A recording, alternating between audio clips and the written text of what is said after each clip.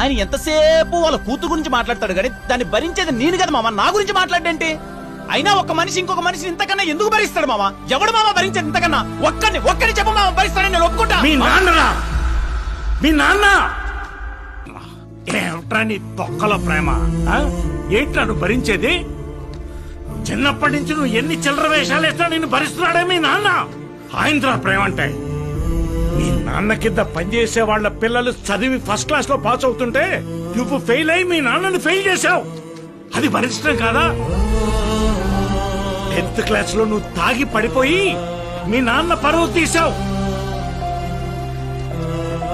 అది భరించడం కాదారా? కృష్ణ గారు అబ్బాయి ఏంటి ఇలా తాగేసి పడిపోయాడు? కుమార్, మీలాంటి వారికి ఇలాంటి అబ్బాయి ఏంటి సార్?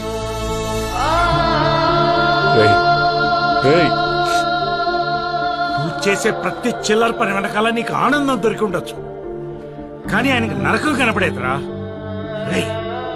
నీకు డబ్బులు కావాల్సినప్పుడు మాత్రం ఆయన గుర్తొచ్చి ఆయనకి ఫోన్ చేసేవాడివి. ఆయన ఎప్పుడైనా నీకు కాల్ చేస్తే కుదురుగా మాట్లాడేవరా?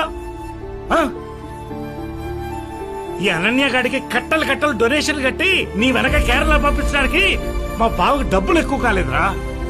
ఒంటరిగా ఏమైపోతావన్న భయం. వీడికి రాత్రులు ఫోన్ చేసి నువ్వు ఎలా ఉన్నావో తెలుసుకుంటే గాని వాడికి ప్రశాంతంగా నిద్ర పట్టదురా.